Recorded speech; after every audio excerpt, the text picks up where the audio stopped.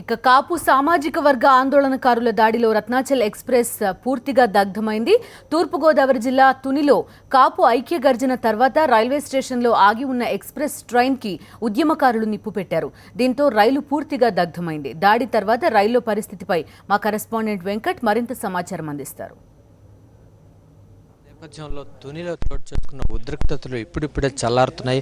ప్రస్తుతం మనం చూస్తున్నాము తుని టౌన్ పోలీస్ స్టేషన్లో ఆందోళనకారులు ధ్వంసం చేశారు. బోర్డుతో పాటు ఇక్కడ ఉన్న వాహనాలను కూడా దగ్ధం చేశారు. ఈ పరిస్థితులు మనం చూస్తున్నాము. ఇప్పుడిప్పుడే మొత్తం చల్లారుతూ పోలీస్ స్టేషన్ లోకి ఇప్పటికే అధికారులు రావడం జరుగుతుంది. దీనిపైన క్షుణ్ణంగా పరిశీలన జరుగుతుంది. ఎక్కడ ఏం చోటు చేసుకున్నా అనే దానిపైన ఇప్పుడు ఆరా తీయడం ప్రారంభించారు. ఇక్కడ చూస్తున్నాము. ఇక్కడ ఉదయం రాత్రి 9 గంటల సమయంలో కూడా ఇవి ఇంకా మంటలు ఎగిసిపడుతూనే ఉన్న సమయం చూసాము. ఇప్పుడు దాదాపు 12 గంటలు అవుతున్నప్పుడు కూడా ఇప్పుడు 12 గంటలు అవుతుంది. దీనికి పూర్తిగా అన్నీ కూడా చల్లారిపోయే పరిస్థితి మనకు కనిపిస్తుంది. అలాగే ఈ police station Tuni town police station అద్దాలను పూర్తిగా ధ్వంసం చేశారు.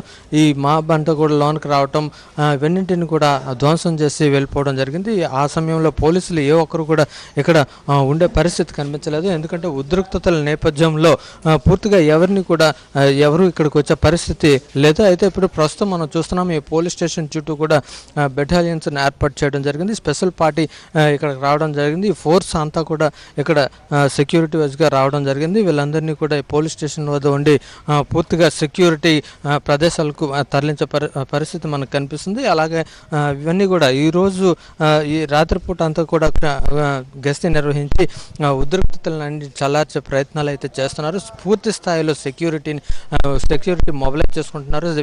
మొత్తం అన్ని రకాల బెటాలియన్స్ని కూడా ఇక్కడికి తీసుకురావడం జరుగుతుంది. ఈ నేపథ్యంలో పూర్తిగా ఎక్కడ కూడా ఎటువంటి అలర్ట్లు లేకుండా సర్దుమణిగే ఏర్పాట్లు అయితే ఇప్పుడు అధికారులు చేస్తున్నారు. వీడియో జర్నలిస్ట్ శంకర్తో వెంకట్, సాక్షి టీవీ, విశాఖపట్నం. రత్నాచల్ ఎక్స్ప్రెస్ పై దాడితో తుని రైల్వే స్టేషన్లో ప్రయాణికులు ఇబ్బందులు ఎదుర్కోవాల్సి వచ్చింది. అధికారులు ప్రత్యామ్నాయ ఏర్పాట్లు చేయకపోవడంతో ప్యాసింజర్లు ప్లాట్ఫామ్కే పరిమితం కావాల్సి వచ్చింది. ప్రయాణికుల ఇక్కట్లపై మరింత సమాచారాన్ని వెంకట్ అందిస్తారు. తుని రైల్వే స్టేషన్ సమీపంలోని రత్నాచల్కు నిప్పంటించారు. అయితే ఇప్పుడిప్పుడే అవన్నీ బోగీలను తొలగించే ప్రయత్నం చేస్తున్నారు. అయితే ఎంతవరకు ఆ పనులు ముమ్మరం కాకపోవడంతో ప్రయాణికులంట్లో నానా ఇక్కట్లు పడుతున్నారు. ఇప్పుడు మనం చూస్తున్నాం తుని రైల్వే స్టేషన్లోనే ఇక్కడ అందరూ కూడా నిద్రిస్తున్న పరిస్థితి. పిల్ల పాపలతో కలిసి ఇక్కడ కూడా సామాన్లు పెట్టుకునే పరిస్థితి కూడా ఎక్కడ లేదు. పక్కన పెట్టుకుని నిద్రించే పరిస్థితి మనకు కనిపిస్తుంది. చూస్తున్నాం చిన్న పాపలు సైతం ఇక్కడనే ఉంచి పూర్తిగా వాళ్ళందరూ నిద్రిస్తే పరిస్థితి కనిపిస్తుంది. అంటే ఉదయం వరకు ఎలాంటి మరమ్మతులు కాని పక్షంలో కాకుండా ఉండడంతోనే ఈ పరిస్థితి ఎదురవుతుంది వీళ్ళందరికీ కూడా. ఇప్పుడు మనం చాలామంది ప్రయాణికులు రాజమండ్రి ఇటు విశాఖపట్నం వెళ్ళడానికి కానీ ఇటు అవకాశం లేక ఇక్కడ ఉండిపోయే పరిస్థితి మనకుంది. అయితే మా ప్రయాణికులు ఉన్నారు. మీరు ఎక్కడికి వెళ్ళాలి, ఎక్కడి నుంచి ఉన్నారు? రాజమండ్రి వెళ్ళాలి సార్. రాజమండ్రి వెళ్ళాలి. 4 అవర్స్ నుంచి వెయిటింగ్ సార్. అంటే ఇప్పటి వరకు వెహికల్స్ ఏమైనా ఒక ట్రైన్ అయినా వచ్చిందా, లేకపోతే వాళ్ళు ఏమైనా అధికారులుగా ఏమైనా చెప్పారా మీకు? ఏం చెప్పలేదు. అంటే ఇప్పటివరకు కూడా అధికారులు ఎట్లాంటి సమాచారం కూడా అందించకపోవడంతోనే వీళ్ళంతా ఎటు వెళ్ళాలో తెలియని పరిస్థితుల్లో ఉన్నారు.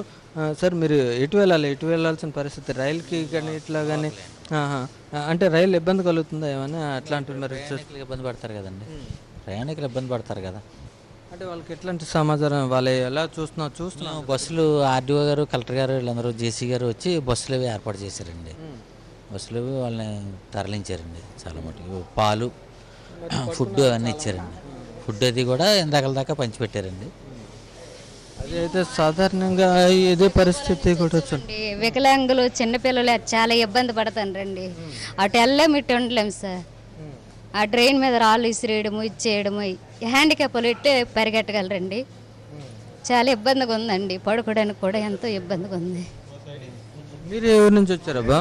వచ్చామండి, మంగళమాల వచ్చాము. ఇక్కడ ట్రైన్ ఎక్కినాం. ఆ ట్రైన్ ఎక్కితే ఇక్కడికి వచ్చి ఆపిస్తారు. ఇప్పుడు ఎటుకి వెళ్ళకపోతారు. మేము అద్దరం అయిపోయాము. భోజనం లేవు, తినలే, వెయిట్ లేవు. అలాగంతలో ఉన్నాం మేము. ఇప్పుడు ఆ పరిస్థితి ఎలా ఉంది? ట్రైన్ వెళ్తే బస్సు వెళ్తే తెలియదు, చెప్పలేము.